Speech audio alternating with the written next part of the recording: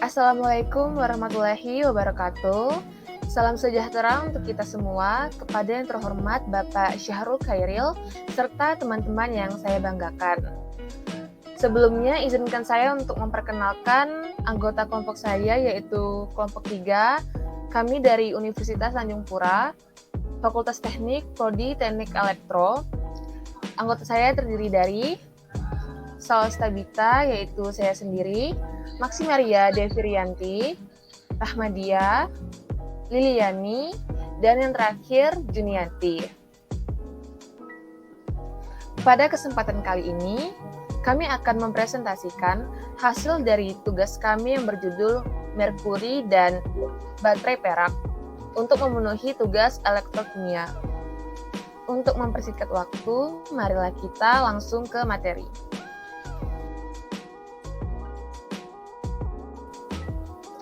Apa itu baterai merkuri? Baterai merkuri atau yang sering disebut sel merkuri adalah baterai elektrokimia yang tidak dapat diisi ulang.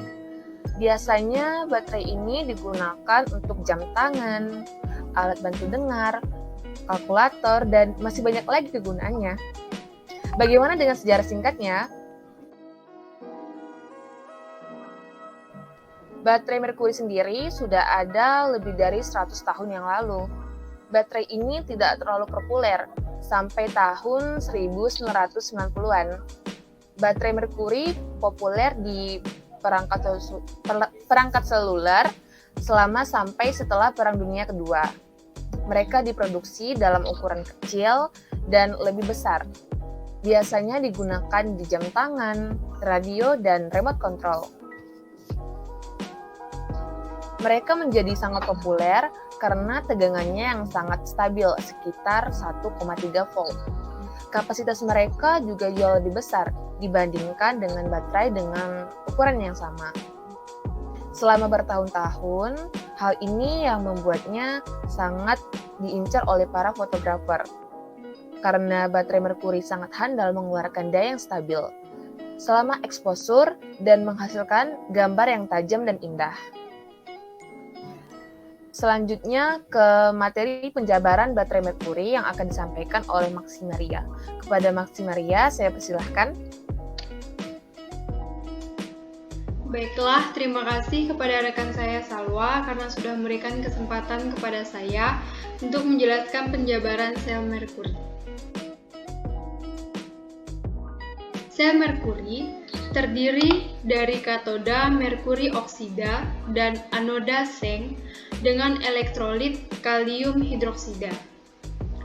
Katoda terhubung ke dasar baterai, sedangkan anoda terhubung ke tutup.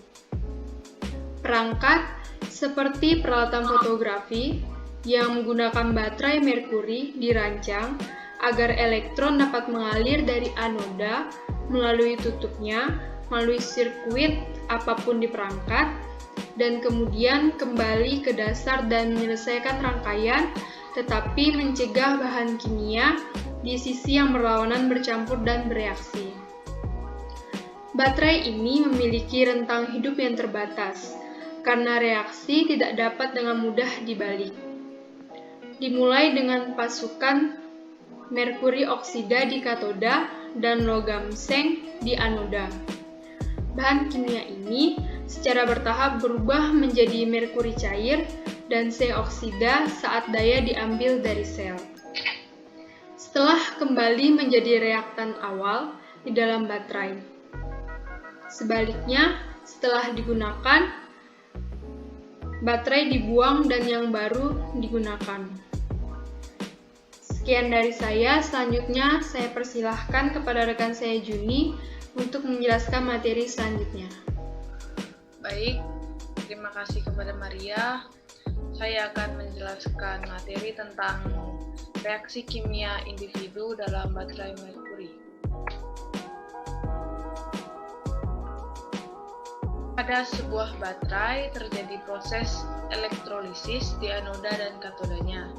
Pada anoda terjadi reaksi antara seng dan hidroksida membentuk seng oksida dan air serta diikuti pelepasan dua buah elektron. Sementara itu, Pada katoda, terjadi reaksi antara merkuri oksida dengan air dan disertai dua buah elektron, sehingga menghasilkan larutan merkuri dan hidroksida. Sehingga secara keseluruhan, reaksi tersebut terjadi antara seng dan merkuri oksida yang kemudian menghasilkan seng oksida dan larutan merkuri dengan nilai potensial sel 1,35 volt. Untuk materi berikutnya saya berikan atau saya serahkan kepada Rahma. Terima kasih untuk ini. Telah mempersilakan saya untuk menjelaskan materi selanjutnya, yaitu materi proses sel merkuri. Dalam proses sel merkuri, natrium membentuk amalgam atau campuran dua logam dengan merkuri di katoda.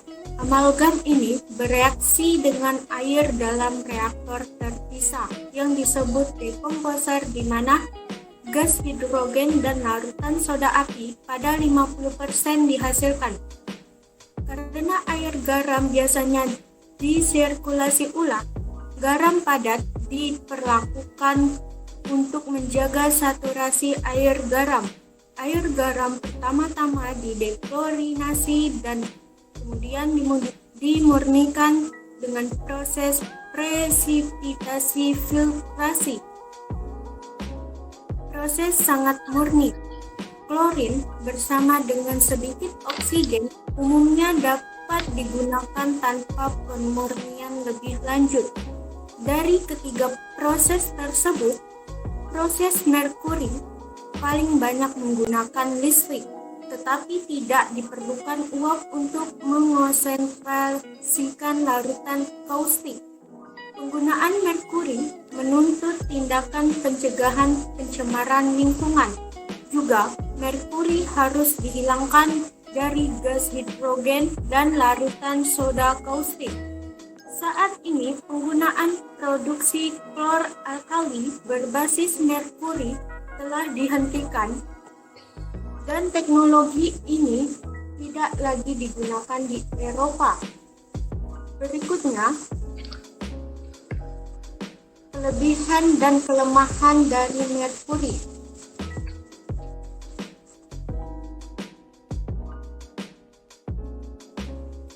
Pada kelebihan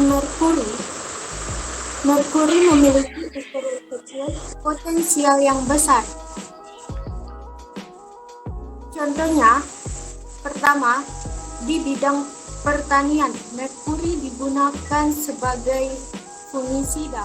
Yang kedua, di bidang pertambangan, logam merkuri digunakan untuk membentuk amalgam. Yang ketiga, di bidang kedokteran, logam merkuri digunakan untuk campuran penambal gigi. Dan yang terakhir, dalam peralatan fisika, merkuri digunakan dalam termometer, barometer, pengatur tekanan, dan alat-alat listrik. Sedangkan kelemahan, kandungan dari merkuri yang sangat beracun terdapat pada contoh pemakaian kosmetik yang mengandung merkuri dapat mengakibatkan 1. Dapat memperlambat pertumbuhan janin. 2. Mengakibatkan keguguran atau kematian janin bahkan mandul. Yang ketiga, flek hitam pada kulit akan memucat. Dan bila pemakaian dihentikan, flek itu dapat atau akan timbul lagi dan bertambah parah. Yang keempat, efek rebound, yaitu memberi respon berlawanan, atau kulit akan menjadi gelap atau kusam saat pemakaian kosmetik dihentikan. 5. Bagi wajah yang tadinya bersih, lambat laun akan timbul flek yang sangat parah. Dan yang terakhir, dapat mengakibatkan kanker kulit. Sekian dari saya kembalikan ke moderator. Terima kasih kepada Rahma. Demikianlah presentasi dari kelompok kami. Bagi yang ingin bertanya, dipersilahkan untuk meninggalkan komentar di kolom komentar.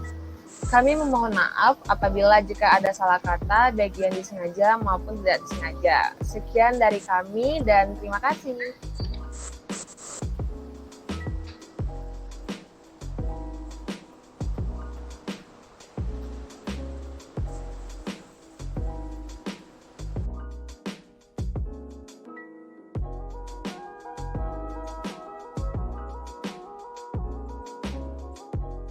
Baterai merkuri sendiri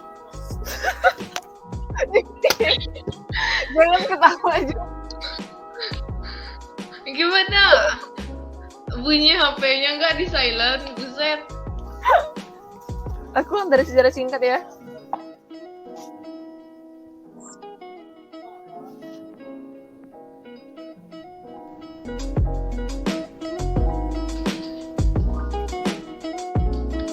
Ngapa nggak langsung gitu sama anggota kelompok? Apa? Gak bisa kan? Oh, deh, astagfirullah. Tiren nggak aku? Langsung ya?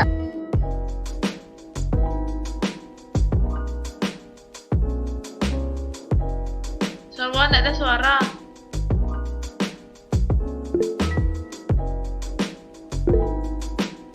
Salwa, tes, tidak ada suara.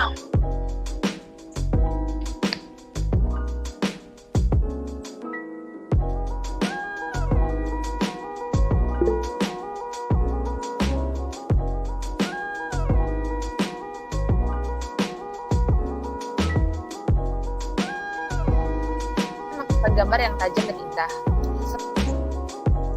Nggak ada suara, weh.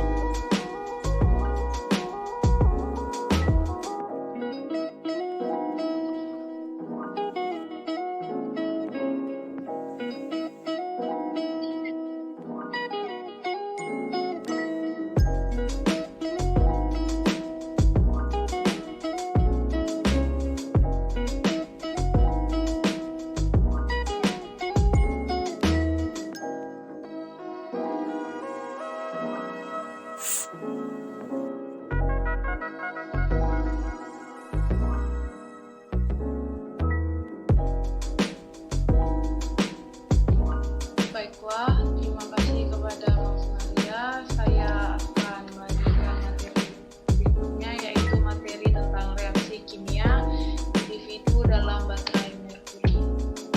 Di anoda seng bergabung dengan ion hidroksida untuk membentuk seng oksida air dan 2 elektron.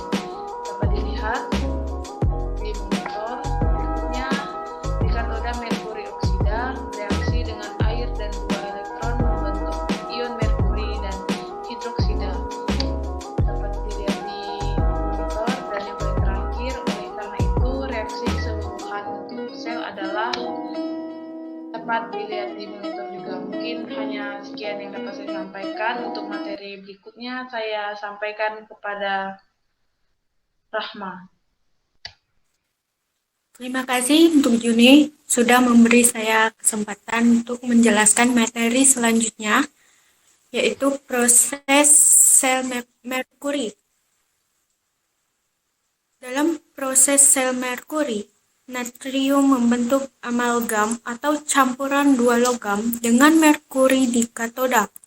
Amalgam ini bereaksi dengan air dalam reaktor terpisah yang disebut dekomposer, di mana gas hidrogen dan larutan soda api pada 50% dihasilkan. Karena air garam biasanya disirkulasi ulang, garam padat diperlukan untuk menjaga saturasi air garam. Air garam pertama-tama dideklorinasi dan kemudian dimurnikan dengan proses presipitasi filtrasi. Proses sangat murni. Klorin bersama dengan sedikit oksigen umumnya dapat digunakan tanpa pemurnian lebih lanjut. Dari ketiga proses tersebut, proses merkuri paling banyak menggunakan listrik. tetapi tidak diperlukan